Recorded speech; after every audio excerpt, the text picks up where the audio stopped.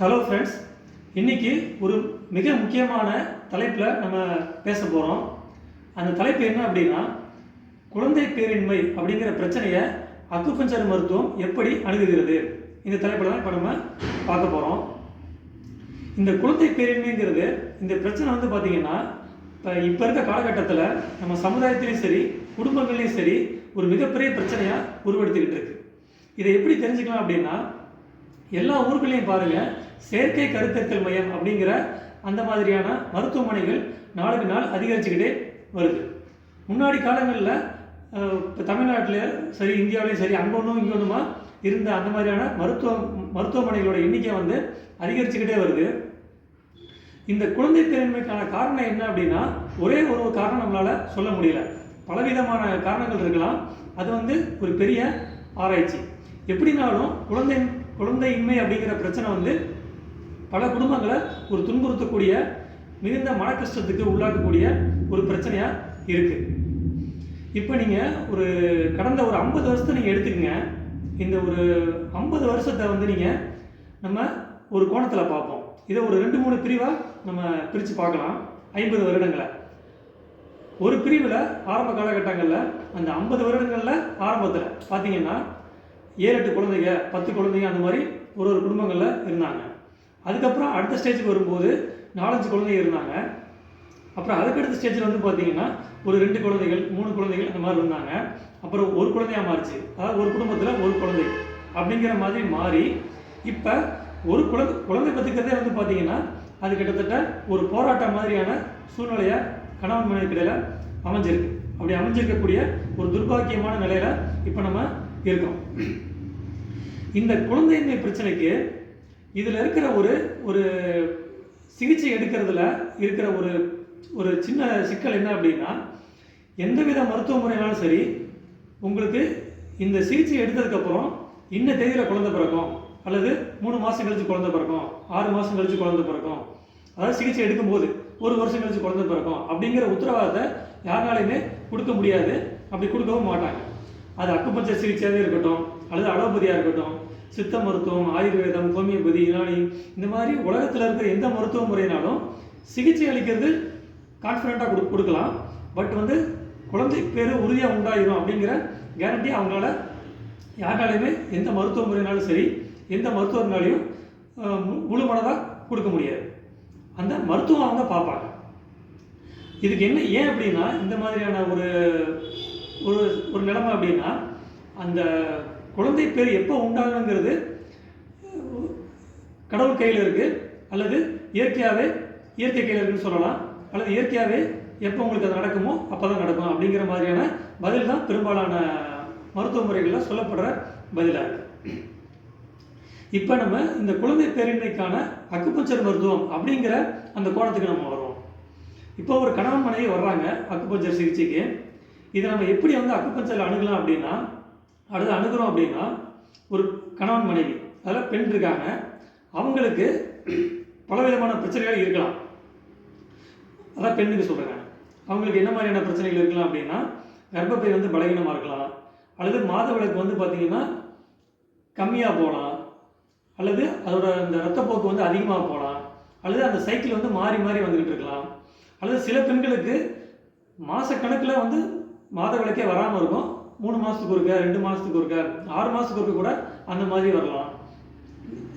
சில பேருக்கு பார்த்தீங்கன்னா ஃபிலோபியன் டியூப்லையோ, அல்லது அந்த கருமுட்டை, அந்த சினைப்பைகளில் கருமுட்டை உருவாகிற இடத்துலையோ அந்த மாதிரி பிரச்சனை இருக்கலாம்.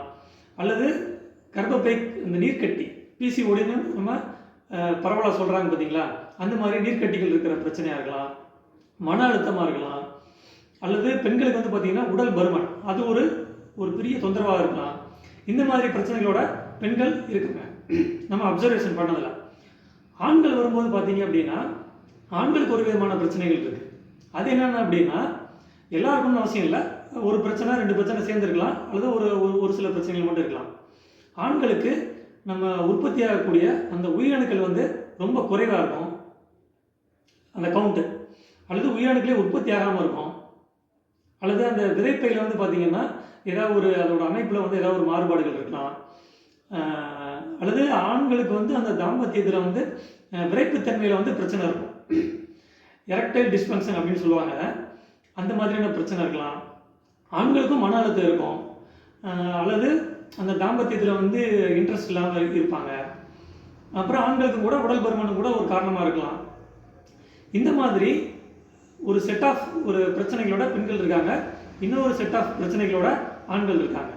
இப்போ அக்குபஞ்சர் மருத்துவத்தில் எதை நம்ம உறுதியாக சொல்லலாம் அப்படின்னா, பெண்களுக்கு உண்டான பிரச்சனைகள், ஆண்களுக்கு உண்டான பிரச்சனைகள், இதெல்லாம் வந்து படிப்படியாக குறைச்சிக்கிட்டே வந்து அதை குணமாக்கிக்கிட்டே வந்து 2 பேரையும் ஆரோக்கியமான உடல்நிலைக்கு நம்ம கொண்டு வரும்போது எந்த நேரத்திலையுமே குழந்தை பேரு, அந்த குழந்தை பாக்கியம் உண்டாகக்கூடிய சாத்தியங்கள் வந்து மிக மிக அதிகம் அக்குபஞ்சரில்.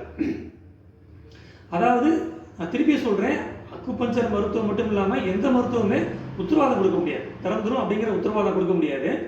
ஆனால் அக்குபஞ்சர் மருத்துவம் அதில் இருக்க சிறப்பு என்ன அப்படின்னா, உங்களுக்கு ஏற்கனவே தெரிஞ்சிருக்கும்.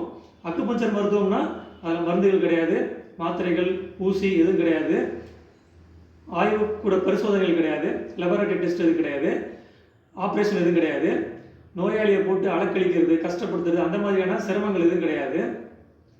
இந்த மருந்துகளே இல்லாமல் இந்த மாதிரியான சிகிச்சை உங்களுக்கு அளிக்கும்போது படிப்படியாக உடல்நிலை இயல்புக்கு, அந்த ஆரோக்கியமான நிலைமைக்கு திரும்பி வரும்போது எந்த நேரத்திலையுமே ஒரு குழந்தை பாக்கியம் உண்டாகக்கூடிய சாத்தியக்கூறுகள் மிக மிக அதிகம் அக்குபஞ்சர் மருத்துவத்தில் நான் சொல்கிறேன். இப்போ ஏற்கனவே சொன்னேன் பார்த்தீங்களா, ஆண்களுக்கு ஒரு விதமான பிரச்சனைகள் இருக்கும், பெண்களுக்கு ஒரு விதமான பிரச்சனைகள் இருக்கும் அப்படின்னு. இது இல்லாமல் ஒரு விசித்திரமான பிரச்சனை ஒன்று இருக்குது. ஆக்சுவலாக அது பிரச்சனையே கிடையாது. அது என்ன என்னன்னா, ஒரு ஆண் பெண் கணவன் மனைவி 2 பேர் இருக்காங்க. 2 பேருக்கும் ஃபுல்லாக டெஸ்ட் பண்ணியிருப்பாங்க, உடம்பு ஃபுல்லாக.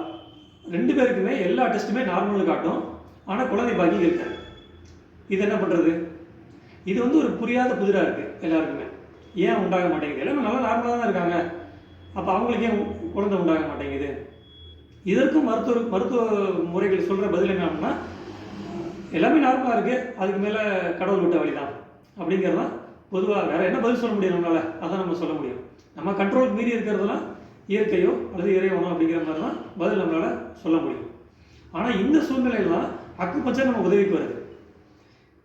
இது அக்குபஞ்சர் கோணத்தில் நீங்கள் பார்க்கும்போது ஓரளவுக்கு நம்ம ஒத்துக்கொள்ளக்கூடிய ஒரு பதில் ஒன்று கிடைக்குது. கணவனும் ஆரோக்கியமாக இருக்காங்க, மனைவியும் ஆரோக்கியமாக இருக்காங்க. இப்போ அந்த கருமுட்டையும் உயிரணுவையும் நீங்கள் ஒரு இன்ஸ்ட்ருமெண்ட்டில் செக் பண்ணி பார்த்தா கூட அதோட ஸ்ட்ரக்சர் கூட நார்மலாக தான் இருக்கும், அதில் எந்த கோளாறுமே இருக்காது. ஆனால் ஏன் குழந்தை பிறக்கல அப்படின்னா, இதற்கு அக்குபஞ்சர் மருத்துவத்தில் ஒரு நல்ல பதில் இருக்குது.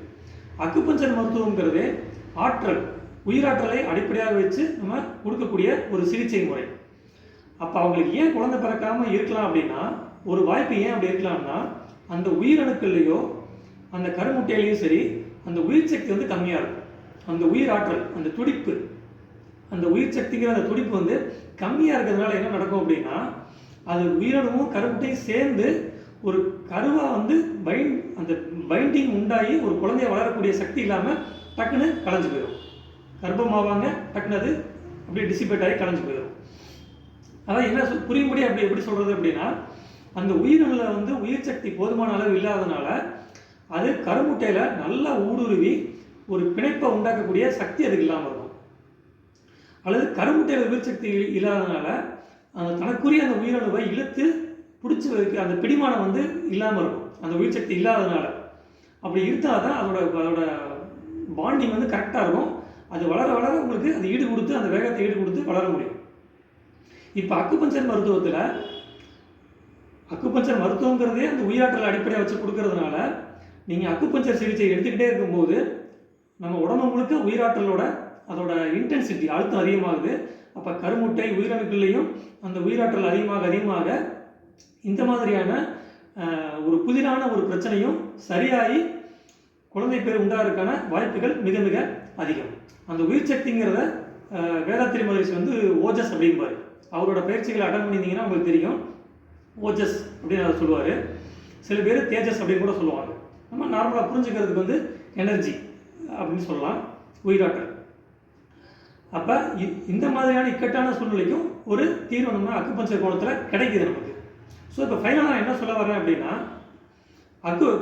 குழந்தையின்மைக்கான, குழந்தை இல்லாமல் பலவிதமான மருத்துவ முறைகளை எடுத்து மனசோர்வு அடைஞ்ச தம்பதியினர், அல்லது அதில் ஒரு பெரிய ஸ்ட்ரகிளாக இருக்கிறவங்க, அல்லது ரொம்ப மன கஷ்டத்தில் இருக்கிறவங்க, இவங்கெல்லாம் என்ன பண்ணலாம் அப்படின்னா, இவங்களுக்கு வந்து அக்குபஞ்சர் மருத்துவங்கிறது, அக்குபஞ்சர் சிகிச்சைங்கிறது ஒரு நல்ல ஆப்ஷன். நீங்கள் செலக்ட் பண்ணி பார்க்கலாம். அந்த சிகிச்சையை நீங்கள் தைரியமாக எடுத்து பார்க்கலாம். அதை நிச்சயமாக பரிந்துரைக்கலாம் உங்களுக்கு. ஏன்னா திருப்பி சொல்கிறேன் உங்களுக்கு, அக்குபஞ்சர் மருத்துவங்கிறது எந்த விதமான மருந்துகளோ, லெபார்டரி டெஸ்ட்டோ, சர்ஜரியோ, எந்த விதமான சிரமங்களோ இல்லாத ஒரு மருத்துவ முறை.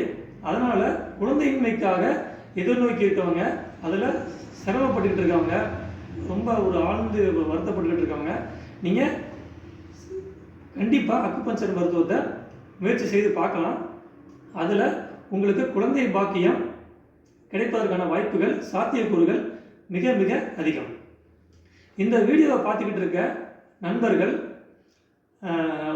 உங்களுக்கு தெரிஞ்சவங்களுக்கு, உங்களோட ஃப்ரெண்ட்ஸு, உங்களோட சர்க்கிளுக்கு வந்து நீங்கள் இதை ஃபார்வர்டு பண்ணீங்க அப்படின்னா, யாரோ ஒருத்தருக்கு இந்த வீடியோ மிகப்பெரிய உதவியாக அமையலாம். கண்டிப்பாக அதை நீங்கள் செய்யுமாறு கேட்டுக்கொள்கிறேன். நன்றி.